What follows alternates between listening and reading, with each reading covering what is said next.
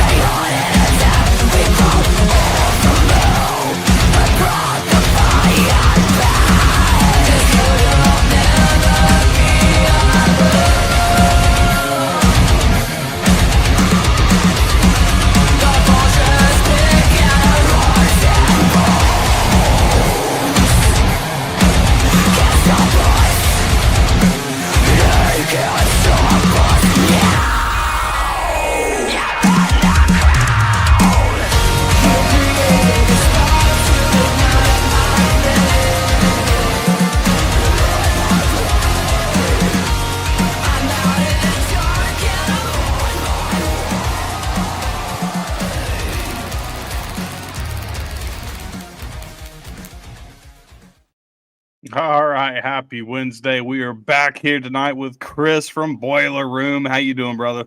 What's up, man? How you guys doing? We are doing absolutely fantastic. Yeah. Tonight, Mosh, I'm gonna let you get into it tonight. You're gonna start it tonight. Fuck it, we're gonna go right into the nerd questions then. God damn it! All right, go. Godzilla or King Kong? Godzilla. Good man. You didn't get a warning. This is a way different podcast. We ask all kinds of fucking off because we like you to have fun and not get. Not that I don't have any love for King Kong, but I don't know. You gave me a choice, you know. Gave you a choice. I mean, I'm gonna give you quite a few more choices along the way. Yeah. So just be prepared. That's cool. All yours are going to be multiple question. Huh? Are all your questions going to be multiple answers? Oh no. Multiple choice. Multiple choice. Yeah. All right, CB, what you got, brother? So, are you a daytime person or are you a nighttime person? Oh man, I'm a night owl. I'm a nighttime person, but I usually keep saving for family and just doing what I need to do. In terms of business, I'm a daytime guy. Okay.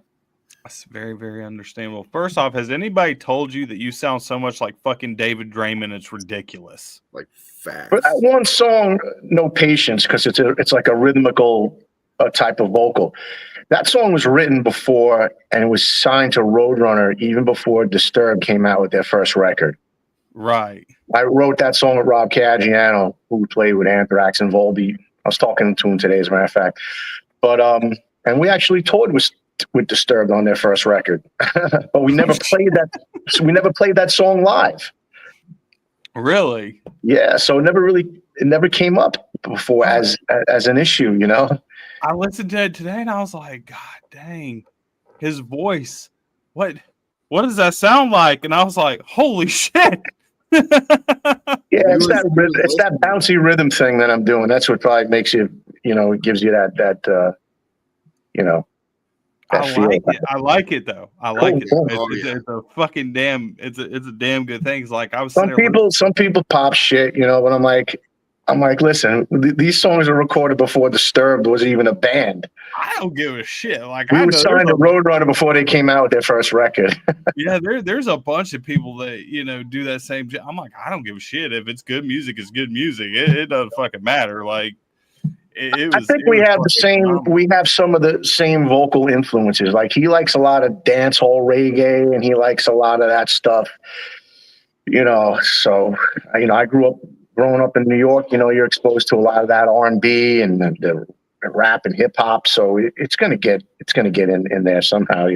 Yeah, I before I even seen that your band was from New York, which I was sitting here looking up some stuff. I was like, your accent immediately. It's like you Yeah. already know where you're from.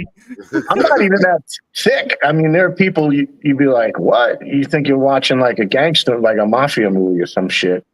You know? I It's love like, it. I So- even question those people like, you still talk like that? Like, it's crazy. So what got you into playing like metal? What was your first influence that kind of led you into wanting to even be in a metal band? Originally, I started out as a guitar player, which I still play guitar and I use it to write. But Eddie Van Halen, I just, I wanted to, everybody wanted to play like that guy. Right. But I don't have the lead technical abilities to, but rhythm, I can, play the shit out of a rhythm. And then my friends actually convinced me, like, yeah, you're not going to be the next Eddie Van Halen, but you sound like you could sing, because we used to go to these clubs, listen to our favorite bands, and I used to sing in the car. We parked the car pregame in the parking lot before we used to go into a club called L'Amour's, which is very famous in Brooklyn, New York, where a lot of bands play there. Metallica, Overkill. Man, I can't even imagine how many times I saw them. Like everybody played that club. Even Guns N' Roses, they played there once, and that was the end of it. But Megadeth played there. But they said, "Hey, we don't think you're going to be the next Eddie. So, but you do have a little knack for singing. So why don't you follow up on that?" Okay, fair So enough. I like that. yeah. So I just started from there.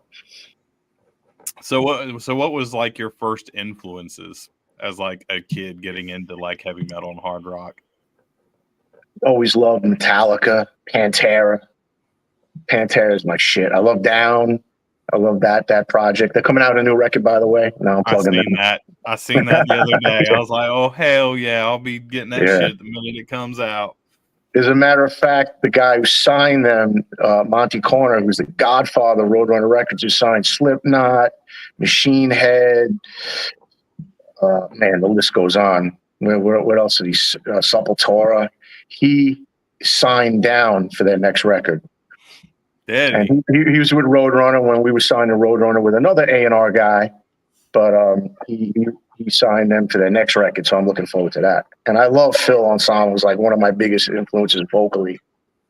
See, I love talking to. It's pretty bad because there's not, unless you find older guys. It's almost the point where if you mention Roadrunner, you immediately know that they're above the age of like 38. But that's the Under legends. 38. The legends of metal, came out of there. We toured with Typo Negative and Life Agony, Right. and yeah, it's they signed a lot of great bands. I mentioned Roadrunner to a band. I think it was about 2 weeks ago, and they looked at me like I had fucking 10 heads, and they had no idea who fuck Roadrunner Records was. Slipknot. I mean, how could you not know Slipknot? Yeah, I mean, like Slipknot was it, Stone Sour, Rob Zombie was on there at some one point, Korn was on there, Shadows Fall, Killswitch Engage, Trivium, I could fucking go on and on and on. Speaking of Shadows Fall, Jason Bittner played drums on the album. Really? Yeah. Holy shit. Yeah, see, Shadows Fall was one of my still is one of my favorite bands. Good guy. Total insane drummer. Insane.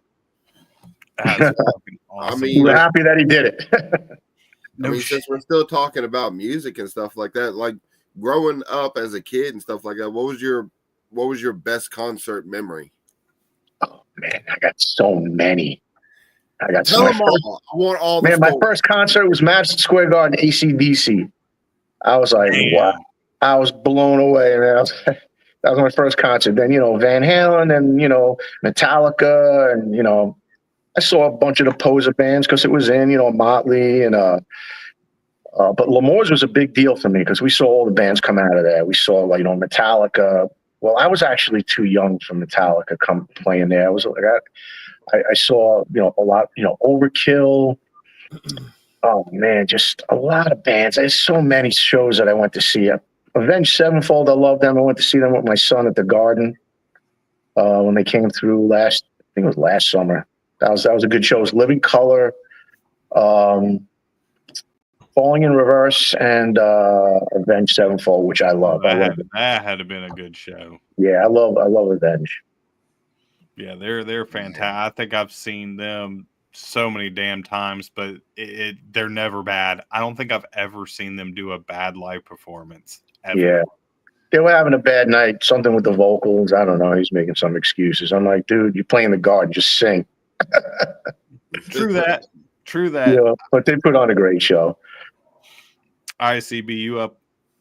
So what's one of the craziest like stories that you had when you were on a show or when you were on the road? What's one of the craziest things that's ever happened to you? We were touring with Mudvayne. We were opening for them on their first record. It was our first record as well. We were touring with them right in the beginning. And it was like, I was hanging out with, what the hell's the name of the singer? Chad, whatever that was. Chad Gray. So we're hanging out. We're in my damn room, right? And we're just hanging, drinking, a little smoke, right? And he's like, I'm going to throw this fucking, can I curse? I'm sorry. Yeah. He's like, I'm going to throw this fucking television out the window. I'm like, no, you're not. Not in my room, you're not.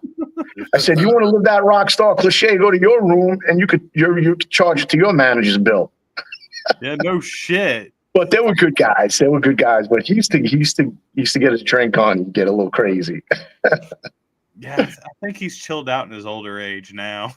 You got no choice. Yeah, you definitely ain't got no choice. Because I think they've come back finally. Actually, I've always wanted to see him, and I've never got to see him. Every time I tried to go see Mudvayne, I got fucked out of it. Somehow, some way, I got fucked out of it. But I'll actually be going to Welcome to Rockville this year, so I'll finally get to fucking catch them.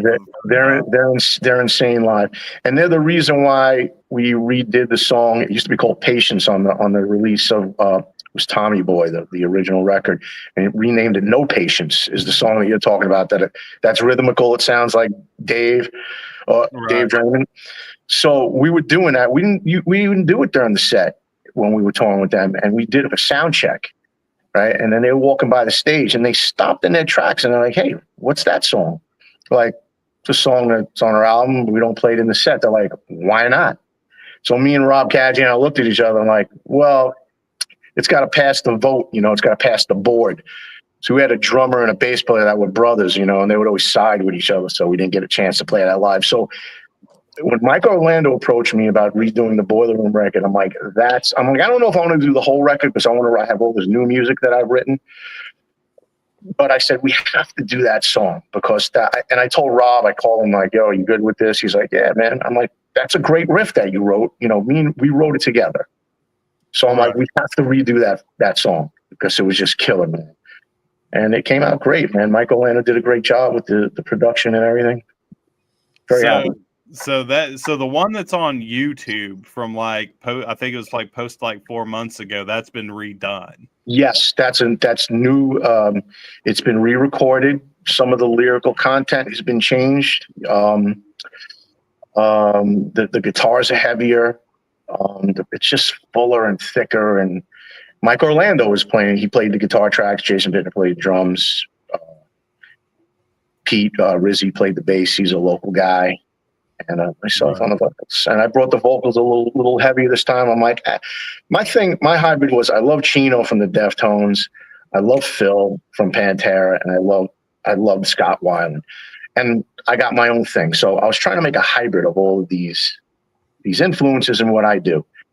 And then I realized I saw an interview with Steve Vai, and he's like, you got to lean on your strengths.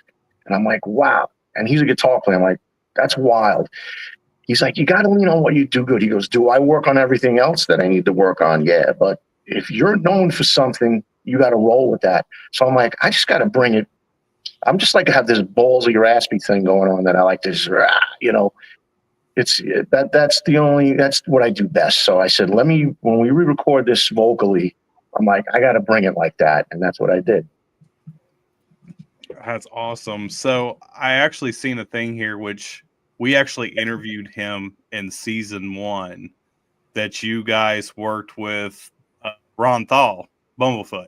Yes, I was talking to him today, as a matter of fact. Really? See, Yeah. he was actually, when we started this podcast, we had just started it. And he was like our third guest on this shit.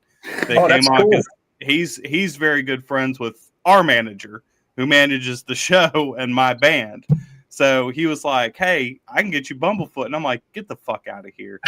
I was going through some of your stuff. I was like, "Oh shit, they work." Yeah, so how was I it know. working with Bumblefoot in the studio?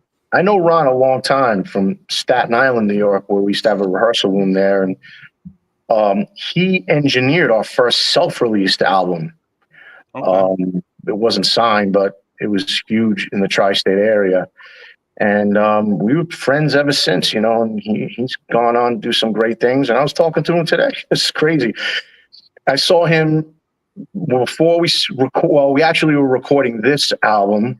We re-released and re-recorded 4 songs, choice songs from the Boiler Room record, and then the rest is new material. So I asked him, like, "Hey, dude, you want to do, you know, guest appearance? You want to, you know, shred on this?" He's like, "For you, absolutely, bro. Let's do this." I'm like, "Awesome." Oh, that's fucking badass. And he plays on a song. It's going to be our next single. It's called Rectify. So there's one where it just goes on and on and on. And he just shreds, like, he's unbelievable. And then there's an edited version for radio. And yeah, that's our next single. But he's so talented, man. He's like a freak of nature. Yeah. And he's a good guy. He's humble. So humble. He's one of the coolest individual out of all the years that I've worked in radio and done shows and podcasts and interviews. He's probably hands down one of the coolest people that I ever fucking got to interview. He's like the mad scientist of the guitars. He's wild, man. The way he thinks and the way he plays, he's wild. That's awesome. All right, Mosh, go ahead. I already, yeah, go. As long as it's not an alien question. Oh, man. When are y'all gonna let that go? We ain't never gonna let that go. All right. Anyway, one more multiple choice question. Yeah, Star Wars or Star Trek? Ooh, I'd have to go Star Wars. There you go. Scared me for a minute. Wait, can I maybe I should answer none of the above because I love both of them. You know, it's hard. Those are tough questions, actually. You know. Well, he is a big Star Wars fanatic. So we have a couple of heartbreaks on this show. All right. That's all right. It's good. It's good. But that actually has a follow-up question though. Since you chose Star Wars, Jedi or Sith? See, I'm not that huge of a fan where I followed it that closely, you know. So I really can't answer that one. Fair enough. But, okay, that's fair. It's fair. Sorry, man. All right, CV. You're good. All right. What is your favorite horror film? Oh man, shit, that's a good one, man. There's a lot of tough questions on this show. There's so many good horror films. I don't know, man. I guess you gotta go with Jason, man. The whole Halloween. Yeah, I gotta go with that. So one of mine, it's not really a movie, but it's more or less a show. I like Tales from the Crypt. Okay. I think that's a really cool show. When I was growing up, that was something that was on TV we could watch, and it had the Crypt Keeper on there, which is what everybody liked to see, and it was just a really cool host for that show. But yeah, that's kind of where I have my favorites is on. Okay, very cool, man. I'll have to check that out. Yeah, well, I mean, this man right here, Jagz, he introduced me to the Terrifier movie, so I'm kind of addicted to Terrifier now. So I'm actually gonna go to this like horror circus thing in another month. So yeah, maybe I'm gonna draw some influence from some horror flicks. I should, you know, it's a good way to grab some material. Well, shit, you being, used to be on Roadrunner Records. Roadrunner put out one of the greatest fucking horror movie soundtracks ever put out, which was the Freddy versus Jason soundtrack, because it was all Roadrunner. It was like nice. The whole soundtrack. It was put out by Roadrunner, all Roadrunner artists. That was the only artists that were all in that movie. And like cool. I found so many damn bands off of that shit. Like fucking, they had Spine Shank on there, 36 Crazy Fists, and which are two of my absolute favorite bands growing up. Which I just found out Spine Shank's coming back, so I'm like shitting bricks right now. Yeah, I think we played with them somewhere in the tri-state area. Spine Shank. Yeah, I remember we played so many shows, so many different bands. It's like almost a blur, except for the good tours like Mudvayne and touring with Disturbed and Kitty and See, that was what I was going to ask you is what was it like? Actually, what was your favorite tour? What's your most favorite tour or favorite show that you guys have ever played? You guys have been around for a really long time. That had to be maybe two. One was we played Irving Plaza a couple of times in New York City, and we opened up for Machine Head, and then we had another show. We opened up for a band Orgy. They're like a goth kind of. Yeah. They redid a song. How does it feel? How does it feel? I don't even know who that is. So we opened up for them, and we had the whole tri-state, our whole crowd there, and we just tore it. That was the K-Rock show, right? Right. It's on our website, and we just tore it up. And their manager was like, we were being managed by someone else, and he was looking to scoop us up that night. He's like, you know what? I'd never seen, at the time, we didn't have a deal. He's like, I've never seen an unsigned band blow away one of my signed bands. And this guy, he managed, it was the Firm. He worked for the Firm. It's a big management company. They managed Korn, Limp Bizkit, the Backstreet Boys. Oh, that's a weird combination, right? He gave us the card. I'm like, I bet, maybe Larry Mazer, who was manager at the time, maybe you guys could team up and make something happen. But after that show, the phone was ringing off the hook, and we got a bunch of deals, and we decided to go with Roadrunner. We thought it was the best fit. We had a little, they released us on MTV's Return of the Rock CD Volume 1 with Korn, Limp Bizkit, Papa Roach, P.O.D., Seven Dust, us. But then we had a problem with the release of the album. They reneged on the release of the album twice because they had a changing of the guard. A new CEO came in, and he just wasn't feeling it as much. So we got off the label. Tommy Boy, Warner Brothers bought them out, and they ended up releasing the record, and we toured after they released the record with hooked us up with Mudvayne, and we did some shows with Disturbed, and we did up and down the East Coast a couple of times, out west. We did a tour in Europe, a headlining club tour in Europe, which was a lot of fun. Let me see another great. Worcester Centrum Arena. We played in Boston. It was Megadeth was the headliner. We were the opener. We were the first band because we had sold most of our records in Boston. Right. Believe it or not, and we're from Brooklyn, New York, the tri-state of Jersey. So Boston, right? Beantown. So it was us, then Stained, Seven Dust, and Megadeth. And that was kind of strange because Seven Dust was selling more records. Like Stained just came out. Right. And, now Stained is, far exceeded what they've done. But I love Seven Dust. Another one of my favorite bands, Seven Dust. Yeah. But that was a great show. I mean, to play an arena, it wasn't totally full when we went on, but just to play an arena was wild, I bet it was. There's not a whole lot of bands out there anymore that really get to play arenas. Like there are very few bands. If you really think about it and you go like apple for apple, there is not a lot of metal bands that could sell out an arena anymore. The Deftones, they're playing the Garden. I'm blown away. I think they sold it out. I'm like, wow. I'm sure they did. They're one of those very few bands that could go on an all-stadium tour and sell out probably every show. I was shocked. I'm happy for them, yeah. Them, Slipknot, Korn, Sleep Token. I knew it was coming. I just heard about Sleep Token because we were talking to Spine Farm Records. We know somebody over there. Like, yeah, check out this band. They're a big deal. And I'm like, all right, check them out.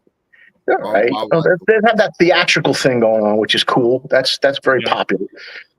You know, how many bands are going to do that though? It's Slipknot. You know, you could start out. You want to talk about starting from Alice Cooper, Kiss, and then maybe Slipknot, and all these other bands wearing masks now. It's just like Ghost. we got a Ghost. Wait, there's another band. Avatars I saw them at Starland Ballroom in New Jersey. They were great. They are The singer wears makeup, not the rest of them. They are very good friends of mine. They're tight, man. I was like, I like this band. I made friends with them. They played Welcome to Rockville years ago, and they played the pre-show. No one knew who the fuck they were, and they came out with this freak show, like dudes with no legs and swallowing swords and fire, and they just blew everybody away. And I went up to the merch table because I was working for the local radio station in Jacksonville, and I was like taking pictures and shit. And I was just like, I was completely blown away by them. And I went to go buy shirts. I started talking to one of them when their merch guy was like, none of them speak English except for the guitarist. Oh, wow. So at the time. So he came up and we started talking. We exchanged, information, Facebook pages and shit like that. 2 years later, they're actually playing Welcome to Rockville on one of the big stages, and they had blown up at this point. And I went back into VIP and they were there. They recognized me. Of course, I was the only motherfucker there wearing an Avatar shirt. So we all came up, and by this time they could all speak English pretty fucking well at that point. But like I was just blown away by them, and they were just I didn't even know what to fucking say because their sound was so different. Great live show to be able to play that way and perform that way is a whole nother level. It's tough, man. When you get up there, it's hot.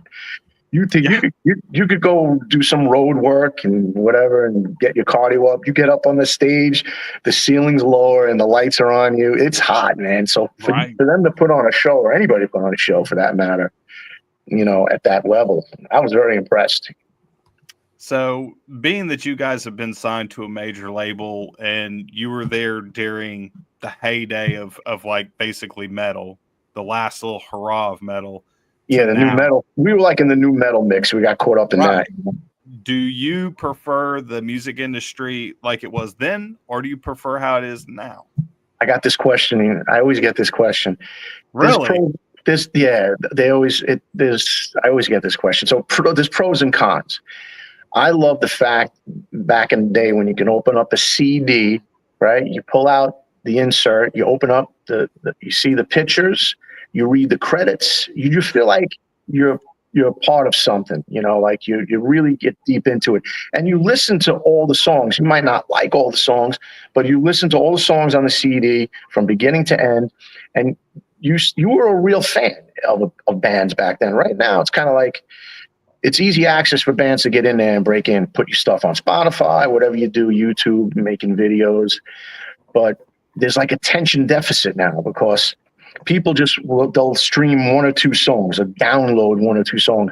They're not a fan. Maybe later on, maybe they get involved into the whole album or their catalog, but I don't know, there's pros and cons to both, I like the way the industry was back then, I think, a little bit more, the way things were. I think that's pretty much because we ask every band that, and obviously but the artist would get robbed. That's one great thing about technology. They can't rob, they can't rob you anymore. They can't shake you down anymore. The way the system was back then, it's like they've given you say they give you an advance, right? They give you an advance $200,000. You do this, that, whatever. And like there's publishing on an album, right? $10. So for every album sold, like say a CD. So you sell 1 million, right? They're collecting 10 million. You're collecting 2 million. And then they're like, if you're lucky to sell that many, right? So, and then they're like, oh, we're going to recoup from your end. I'm like, wait a second. You just collected all this, way more money than we did. And you're going to take out of our, out of our end. It's crazy. And then some of them want your merchandise, it's just crazy. Yeah. See that. And that's, we've had that discussion before obviously with musicians that were from there and bigger groups. But, you know, you get them all now that are like, oh, fuck the past. You know, it's much better now. I'm like, okay, yeah, you have control of your own destiny, but here's the bad thing. Now the competition is a lot more fucking stiff because the playing ground is completely even all the way across the board. And they don't give you money to, like, you know, if you're lucky, Oh. you get 50 grand, and it's like, you know, tour support is expensive. You know, the machine, you really need the machine behind you. You know, it's tough. They're not willing to put up a lot of money, and they want everything. They want your merch. They want your publishing. They want, even when you go out play live, they want a piece of that. You know, so you gotta be careful what kind of deal you strike up. But it's tough, man, because it's expensive to tour now. You know, with you know, gas and just renting a bus, if you could even get a bus. You know, these buses are a lot of money. Oh yeah, I've got a buddy that used to own a tour bus business, and it was ridiculous. He got out of it. He wasn't in it for very long. Yeah, there's pros and cons to either, you know, back in the day and now. You know, Right. Now you're not getting the money to get you out there, and, like, you know, and a lot of bands aren't broken because of that. They don't break. Back then, okay, they kind of like took a lot of your shit, but they put a lot of money behind you, and they would break you. Now all these bands, these legacy bands we know now, like Pantera, Metallica, Avenged, whoever, they could do it on their own now because they already sold their records. They have their catalog, they have their fan base, so they could go sell out the Garden, go sell out wherever. You know, now it's harder to sell places out, even small clubs. You know, Right. It's more of a struggle in that way. Right. Well, It's easier to get your stuff out, but it's harder to really break and you know, be exposed to that many people and be a band of that stature. Right. Well, All right, Mosh, you up. Given the fact that we was, you know, speaking of the future and stuff like that, I mean, there's one thing that we can't deny as well, which is the AI situation. So how are you feeling about that? I don't mind that. I don't know. I don't mind that. Doesn't bother me. It's technology. You gotta roll with it. There's no two ways around it. You know, look where we're at now. We're talking about now. You know, with technology, with the streaming and the downloading and what have you. It's just, you know, how do you guys feel about it? Well, I mean, we've had a lot of bands say that they absolutely hate it. I mean, obviously, I use it. You can write a song with not having any talent whatsoever. That's kind of scary. But, you know, you could tell it doesn't have that human element. It doesn't have that heart in it, that feel, you know. Right. You know, it's just generated, you know. But I don't know. It's going to be interesting how things move forward with that. Yeah, we're gonna be going to The only thing that freaks me out, the only thing that fucking freaks me out is all these goddamn fucking robots and shit they're trying to fucking make and all that shit. Like, no joke. Like, we were sitting there talking about it one day with some of my friends, and they were like, you know what? Fuck women. We're gonna buy one of these fucking robot chicks. I'm like, yeah, until it bites your dick off because it malfunctions. How you gonna feel then? You getting on me? You're always on robot stuff. Got to make sure all the materials got to be soft, and, you know, so you don't get your shit chopped off. But AI is good. You can make some killer videos with AI. Like, you can do things that, you know, it would cost you, you know, for production, you know, a ton of money. Now it's like easy. That's a good thing. Yeah, that's definitely fun. It does make, you know, creating interesting music videos a lot better and a lot cheaper than going to somebody locally and they're like, all right, I need like 10 grand to fucking shoot your video at a bar. Yeah, that's ridiculous. All right. No. Get yourself get yourself 2 GoPros, have some friends with their phones, and just put it together. That's all. All right, CB, how about what you got, bro? So for some of the younger audience that's watching right now and that might watch later, what are some of the things that you can give them for advice for bands that are just starting or just up and coming or thinking about maybe wanting to take that plunge and go pro or go bigger? What's something that you can give them for advice? You just got to do it. You got to do it because you love it. You can't do it because you think, you know, you're going to go sell out, you know, arenas and whatnot. You got to do it because you love it. You want to express yourself. You have something musically to express, you know, because it's a tough business. It's really tough. We would shoot up and spit out. Now we're able to do it because of now the new times and technology. You can do it on your own. You don't need a label anymore, but it's a rough go. You got to do it because you love it and your heart's in it, and you got to write about things that mean something to you. Or if you're influenced by horror movies or something and you have an art form of that, like a guy like Rob Zombie, that's his thing.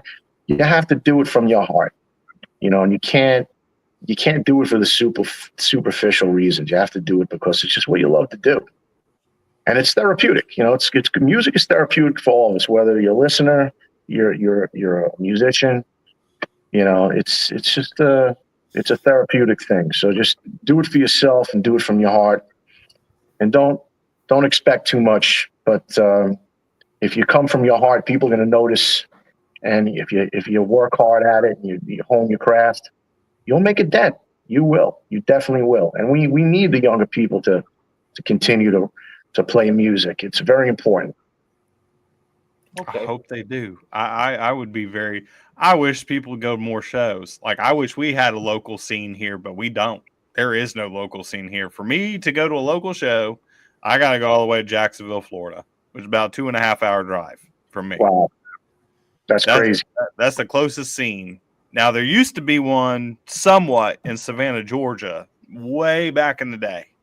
When I first came here and started playing in bands when I was like 18, 19 years old. There's a few bands that actually was from Savannah or surrounding areas that I got to see back when Savannah actually had a scene. Like, I seen Black Tusk, who came from Savannah, and Kylesa, Baroness. I seen Mastodon before they got signed, before they became the massive band that they are. But then all of a sudden, it just died. They still have the Masquerade down there in Atlanta, Georgia? Yep, they rebuilt it. We played there. We played there 3 times. It's not a scary stage anymore where you feel like you're going to fucking fall through it at any minute. They rebuilt the whole thing. We had a great time there. That was a great place. That stage was scary as shit. I was about to ask if that was the trampoline stage. Oh, it felt like it. It felt like the stage was like breathing, and I was like, "Oh God, I'm gonna fall through this bitch at any moment." Yeah, and those Southern ladies, man, I love them. Well, yeah, I just love that the Southern drawl. I love it. You gotta be careful of them because they'll rip you up in a heartbeat. They can rip me up anytime they want, man. I couldn't believe it. They used to bake pies for us before we would leave. Like, we'd do a show. They'd be like, "We got y'all apple pie we baked." I'm like, that might be a bad accent, sorry. But I'm like, oh my God, absolutely we'll take an apple pie for the road, Yes, they will. Yes, they will. So what's going on with Boiler Room moving forward? We're going to be releasing a single in April, Rectify, the song Rectify with Ron Thal, Bumblefoot Thal, shredding on it. And we're going to, if we don't get an offer by June, we're going to drop the album ourselves. It's going to be a 9-song album, one being the edit of Rectify and one being the long version where Ron just goes bananas. And that's it. We're going to take it from there and then maybe an EP from there and see if we're never going to give up on getting a label. We're going to do our own thing and get as far as we can. But if someone wants to, if one of the machines want to get on board with us, absolutely, I mean, I don't see why y'all couldn't. I mean, you were already on Roadrunner and Tommy Boy, and those are, very well known. I mean, you guys have toured and done some big shit, so I have full faith in y'all. You can Thank you. Appreciate that. I appreciate it. I see, or Mosh, you're up. Do I got the red beard? Sorry, goddamn. Shut up. Quit your bitching. So are you a snowy Alps or a Bahama person? Both. I grew up skiing. all over the country. I love skiing. It's probably the one thing that I really, besides music, what I really excelled in is skiing. I was like a mogul guy. I love skiing. And I also grew up surfing, and I grew up in Rockaway Beach, Queens, and you'd have my friends throwing little pebbles at the window. Hey, wake up! There's waves, and we grab the board, and, we go surfing. So I love it all. I'll be honest with you. Nowadays, I'll take the Bahamas before I take the snow. I'm not into the cold as much anymore. Yeah, when you start getting that arthritis and shit, it's like this. Give me the Bahamas, a boogie board, and bikinis, and I'm good. Exactly, man. Give me a good fucking tiki bar and a giant umbrella because my ass fucking fries. I come out red, and then I'm whiter than I was before because my ass does not fucking tan at all. So I gotta have an umbrella. I'm out there looking like goddamn fucking sparkly vampire from Twilight. You got to burn before you tan, brother. I can't tan at all. I just keep burning, and that's all I do is burn. Yeah, I love the ocean. I love body surfing. I love the ocean. The ocean just gives me, when I take a walk over to the beach. I have my house in Rockaway. I'm a block off the beach. It could be any time of the year, man. I just love the ocean. It just gives me peace. It's literally a 5-minute walk to the beach from my apartment. Yeah.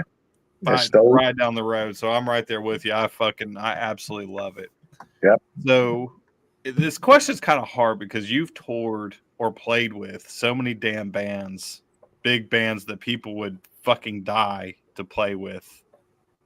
If you had your choice, what 3 bands would you go on tour with? Oh, yeah. Obviously, the top of the heap. You got to go with Metallica. You got to go with those guys. Metallica would be awesome. Avenged Sevenfold would be awesome. That's probably. I don't know, man. There's so many good bands out there now, but you got to go with the top dogs. You have to get that exposure. And just to watch the bands that you always respected, to watch them. That was a great thing about touring with a lot of bands. Back in the day, we be able to watch them every night after we opened for them. I used to watch Life of Agony like every night. I'm like, this is insane. What's going on? Like Typo Negative and then Disturbed, watching those guys. When we started touring with Mudvayne, the first gig, there were like 50 people in the club. So we called up our manager, like, yo, what tour did you get us? He's like, just wait. Watch what's going to happen. So the next gig, there was 200 people. The next gig, there was 500. The next, there was 1,000. I'm like, okay, we get it. But it was a tough act to follow, man, because they were just intense, very intense, Not to mention they've got probably one of the best bass players that's ever fucking lived. And one of the nicest guys in the world too, man. Yeah, Ryan Martini is Ryan. Ryan's I'm a bass player, and I'm just like, you see him play, and you just like want to throw it down. You're like, all right, I'm done. I'm never playing again. Yeah. Fuck it. Then you put him up on the stage and put the devil horns on him, and he starts running around like a maniac and playing like that. You're like, damn, very talented dude. Yeah, like I would easily put him within the room with like guys like Les Claypool. Yeah, that's probably one of his biggest influences. Yeah, that guy was just mind blowing. He was one of my big influences growing up. Lemmy and fucking Les Claypool were like my 2 biggest influences growing up and being a musician. Nice. So when we came back from Europe, it didn't work out. We got dropped. Rob went to go play with Anthrax, did 8 years with them. Then he went to play with Volbeat for 10 years. So where the hell was I going with this? Damn, I had a good story for you. Oh no! Don't lose the good stories. Not the good ones. Oh yeah, that's right. I hooked up with Mike Orlando. I don't know if you know who Mike Orlando was. He had Adrenaline Mob with Mike Portnoy, and then he did an album with Corey Glover it came out, but Corey Glover went to go do his Living Color thing again. Now he has another thing, Category 7, that with John Bush and Jason Bittner and Phil Dimmel from Machine Head and the bass player from Exodus. I forget his name. But anyway, Mike approached me when Boiler Room broke up, and we did some demos. And the name of the band was called Out of Body. And one of the songs, Changes, became a new Boiler Room song. It's going to be on the album. It's called Changes. Okay. That's the second single in the video. Yeah. So, and then we were shopping again for a deal, and it just, all the record companies and Roadrunner, and all of a sudden I get a call from Mike Gitter, who's the A&R guy who signed us from Roadrunner. He goes, someone's looking to talk to you. I'm like, who? He's like, Paul Bassman. So I'm like, oh, okay, here it comes. I'm like, Paul Bassman, the guy who manages Drowning Pool? He goes, yeah. He goes, they want to see you. He's like, I know you're trying to get a new deal with Orlando here. And I'm like, all right, I'll entertain this, definite. I spoke to them on the phone. They were cool, very cool. They flew me down to Dallas, Texas. They went through like 138 demos. I don't know. It came down to me and some other dude. I wrote 2 original songs with them that they never end up using. And I did it was great, man. It was like Drowning Pool karaoke, man. I had the real band behind me, and I'm like, let the rock, it was great. Yeah, right. So, the drum was really digging it, and, he was feeling it. He's like, yeah, man, you really would love what you wrote. You came prepared, and came down to me and this other dude. They went with the other dude they did the second album with, and then he ended up having some, like, drug and dependencies, and didn't work out with him. They went through so many singers, but that was an experience, too. They were cool guys, and then I got a chance to meet Vinnie Paul a second time. And because after we did the whole thing, the tryout, we went to they had a strip joint in Dallas, Texas called the Gentleman's Club. Right. So the guys from Damage Plan were there. We had Drowning Pool. They're all friends because they're from Dallas, Texas. Right. And we were just there, just drinking like fish. And Vinnie Paul was cool. He's like, oh, you're going to be the next set. I'm like, I don't know. We'll see what happens, And then they said, yeah, we heard you don't really drink. I'm like, what? I've been drinking all night with you guys. So I fell right into the trick. He handed me a bottle of Jack. They're like, give me a 5 seconds. Oh, no. At the end of the night, they're like, the manager comes over. He's like, okay, Chris. He's like, I'm going to drive you home to your hotel. You got 4 hours, and we got a flight home for you. And then we'll let you know how we feel about you. I'm like, you're going to do me like that? Oh, okay. Oh. But I didn't get the gig, but Paul Bassman, their manager, did try to get a record deal with Wind Up Records, which Drowning Pool was on. He tried to get Out of Body, me and Mike Orlando, onto that label. Didn't work out, though. But, yeah, that's another cool story I have. That's beyond cool. There's not very many people that get to hang out at fucking strip club with fucking Vinnie Ball. And yeah, the guys from Damage Plan and Drowning Pool. It was a fun time. It was a good time. Yeah, because I think that back when Drowning Pool came out, I think that they all came out about the same-ish time the Damage Plan came. Because didn't they do a huge tour together whenever Drowning Pool first came out? I didn't keep track because after I didn't get the gig, I was kind of like had a bitter taste in my mouth. I'm like, you're like, fuck it. They wanted me to move to Dallas. I'm like, I'm not moving to. I just wrote 2 songs with you. I'm in New York. You're down there. I'm like, I'm not. They lived in the same house. They were very tight. And they were like a family, which is awesome. But I'm like, I'm not moving down to Dallas. You guys born and raised here. I'm not. So fuck that. Yeah. So it's crazy. We were watching MTV Cribs. I was hanging out with them in the house, and this band, Immature, was an R&B band back in the day, young kids, right? And they, you see them, they're in this mansion, and they got Rolls Royces and Mercedes and Beamers, and they're like, what? We sold 3 million records. They sold 1 million records. And because they looked them up, how the hell are they living in this mansion I'm like, it's all rentals. It's just for it's for the MTV Cribs. That's all. Yeah, they just fucking rent the shit. It's not their real shit. Yeah, exactly. It's all for show. It's what I remember when I first got into the music business, and it's a term, and I'm sure you've heard it a million times. But when I started playing in bands, I was like 15, 16, smoke and mirrors.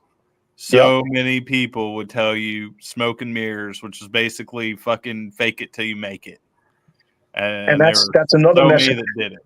It's another message for the youth that he brought up. You know, what's your advice for the young generation playing music? You know, like I said, you got to do it from your heart. You can't do it for the wrong reasons. Can't do it for the superficial reasons. And there's a lot of, like you said, smoke and mirrors, and a lot of facades going on out there that trying to make you think it's this, that, and the other, but it ain't. Yep. Oh yeah. And you know, then they'll go out there and tell you to act bigger than you are. You know, you'll get these managers that come in, they're like, basically, you need to act like a fucking rock star, like you've already fucking made it. And that that might have worked back in the day, but today that shit don't work. Yeah, just be chill, be yourself. You know, you just got to be you. Got to be authentic. So I mean, is I there? thank you for this though. My bad, Jagz.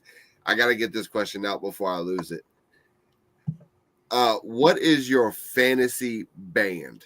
Because I got to thank you for helping me with this question, because you kept on naming people off. I'm sitting here like, damn, a fantasy band. That would be fun. If I could put people together? Oh, yes. Dead, live, it don't matter. Okay. Wow. Now you said people that are past? That's tough, man. That's tough. I'm going to go with the living, because who knows, after this interview might get out and might come together. Who knows? Oh, yeah. Who knows? Man, you know, I know personally know so many great players myself. Like, oh man, I would myself, obviously, you know. Man, that's tough, man. I'm sorry, I had to. That was a good question. That was a good question. That is a really good. I'm gonna say maybe man. I think Sinister Gates on the guitar, myself. Man, and maybe Rob Catch as well. I love Rob, man. I mean, we always were like this, you know. We clicked on the drums. Damn, let's see on the drums. That's so tough, man. Man, you got some tough questions, bro. That takes some thought. We said we were not normal, but we never said we were not gonna ask the tough questions either. Yeah, bass. Yeah, Ryan from Mudvayne, that would be awesome.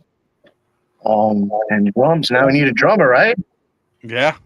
Damn. I still need a drummer. I already put a two guitar lineup, and I never played in two guitar lineup, but okay, those are my two guitar players and drums. Oh man, that's tough.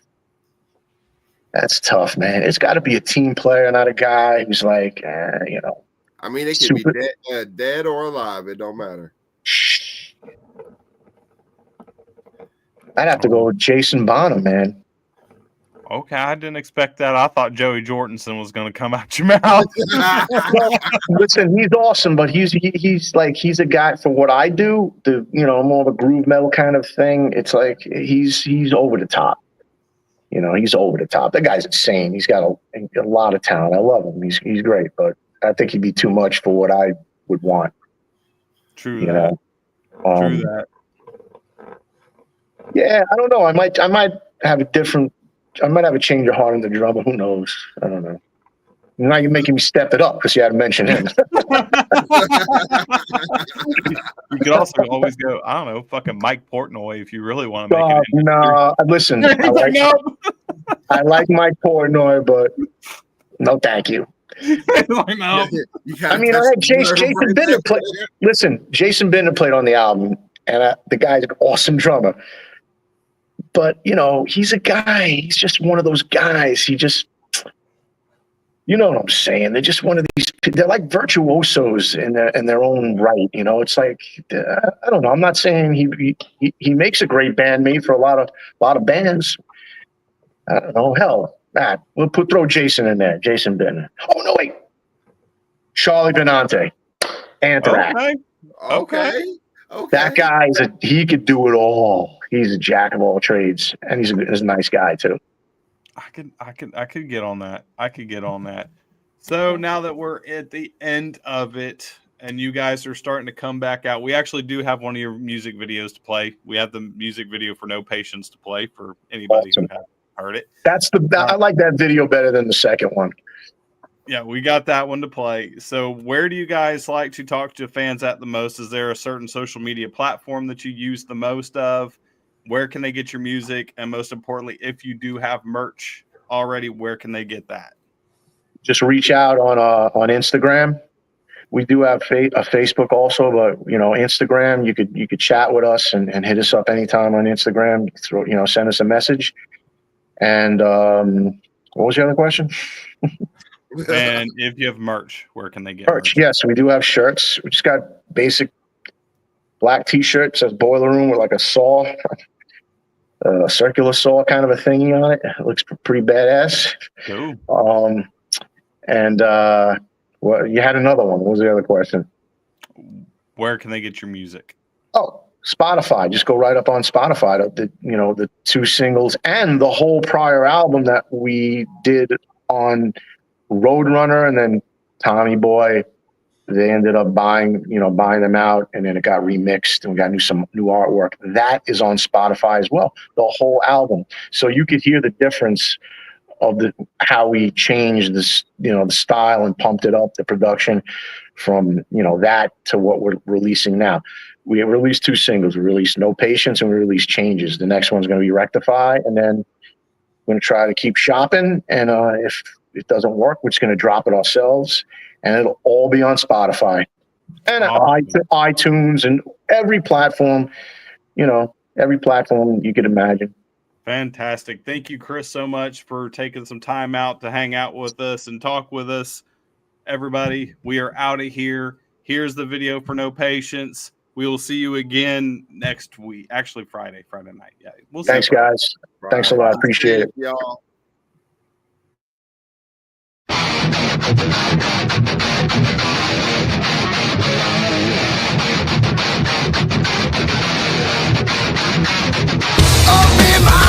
Reality, it ain't all to see now.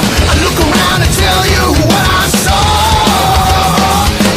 They try to take my mind away, question my insanity. Can it wait? Can you make it wait? I don't wanna wait, I don't wanna wait, I don't wanna no more. They will deceive you. They will deceive you every time.